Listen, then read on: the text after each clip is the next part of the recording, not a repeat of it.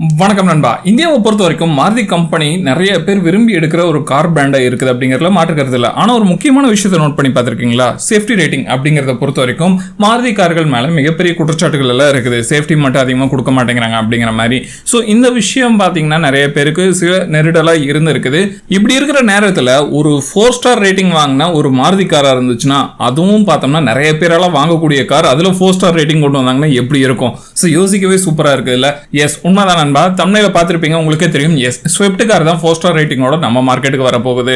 Swift car பார்த்தோம்னா 4 star rating எங்க achieve பண்ணிருக்குது அப்படின்னு பார்த்தீங்கன்னா, ஜப்பானோட NCAPல அச்சீவ் பண்ணிருக்குது. ஜப்பானோட காரை அங்க டெஸ்ட் பண்ணி பார்த்துருக்காங்க. அதுல 4 ஸ்டார் ரேட்டிங் வந்து வாங்கி இருக்குது. சரி, எதுக்காக இதை பத்தி நம்ம பேசுறோம் அப்படின்னு சொல்லி கேட்டீங்கன்னா, முக்கியமான ஒரு விஷயம் என்னன்னா, டாப் 5 லிஸ்ட் அப்படின்னு சொல்லிட்டு ஒவ்வொரு மாசத்தோட நம்ம கார் சேல்ஸ் லிஸ்ட் எடுத்து பார்த்தோம்னா, அந்த லிஸ்ட்ல மாருதி சுசுகியோட ஸ்விஃப்ட் கார் கண்டிப்பா இருக்கும் அப்படிங்கிறதுல எந்த ஒரு மாற்று கருத்தும் இல்ல. லாஸ்ட் டைம் வந்து மார்ச் 2024 சேல்ஸ் லிஸ்ட்டை பார்க்கும்போது ஃபர்ஸ்ட் பிளேஸை பஞ்ச் காரும், செகண்ட் பிளேஸை கிரிட்டா காரும் பிடிச்சிருந்தது. ரொம்ப குறிப்பிடத்தக்க விஷயம். ஏன்னா இதுவரைக்கும் இந்த 2 இடத்தை மாருதி சுசுகி விட்டு கொடுத்ததே கிடையாது. ஃபர்ஸ்ட் 2 பிளேசஸ் வந்து எப்பவுமே மாருதி கையில தான் இருந்திருக்கு அப்படிங்கிறது மிக முக்கியமான விஷயம். ஆனா இப்ப வரப்போற ஸ்விஃப்ட் கார் இருக்குதுல்ல, இந்த காரோட ஸ்போர்ட்டியரான திங் பார்த்தோம்னா நிறைய பேரை கார் வாங்கணும் அப்படிங்கிற மைண்ட் செட்டை இந்த கார் பக்கம் திருப்போம் அப்படிங்கிறதுல எந்த ஒரு மாற்று கருத்தும் கிடையாது. ரெண்டாவது முக்கியமான விஷயம், 4 ஸ்டார் ரேட்டிங்கோட இந்த கார் வருது அப்படின்னு சொல்லும்போது கண்டிப்பா நிறைய பையர்ஸ் இந்த கார் மேல அட்ராக்ட் ஆகிறதுக்கான வாய்ப்புகள் நிறைய இருக்குது. என்னதான் டாடா கம்பெனி 5 ஸ்டார் ரேட்டிங் கார்களை கொடுத்தாலும் சர்வீஸ் அப்படிங்கிறதுல ஒரு நெகட்டிவ் சைடு கண்டிப்பா டாடா கம்பெனி கிட்ட இருக்குது அப்படிங்கிறது மறுக்க முடியாத உண்மை. பட் அந்த விஷயம் பாத்தீங்கன்னா மாருதி சுசுகி கிட்ட கிடையாது.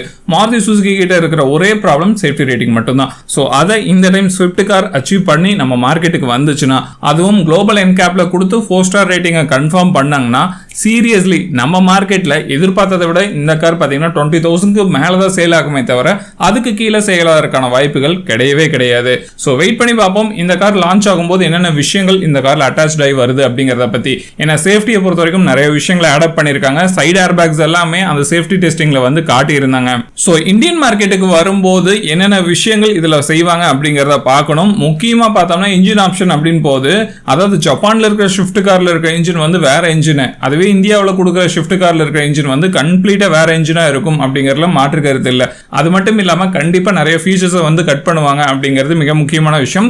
எல்லா ஃபீச்சர்ஸையும் கவர் பண்ணி வர ஹைரண்ட் மாடல் இன்னுமே பிரைஸ் அதிகமா இருக்கான வாய்ப்புகள் நிறையவே இருக்குது. ஸோ வெயிட் பண்ணி பார்ப்போம் நண்பா. இந்தியன் மார்க்கெட்ல எந்த மாதிரி கொண்டு வராங்க அப்படிங்கறத பொறுத்து இருந்ததா பார்க்கணும். ஏன்னா ஜப்பான் மார்க்கெட்டை பொறுத்த வரைக்கும் இது உண்மையாலுமே நல்ல நம்பர் தான் 4 ஸ்டார் ரேட்டிங் அப்படிங்கிறது.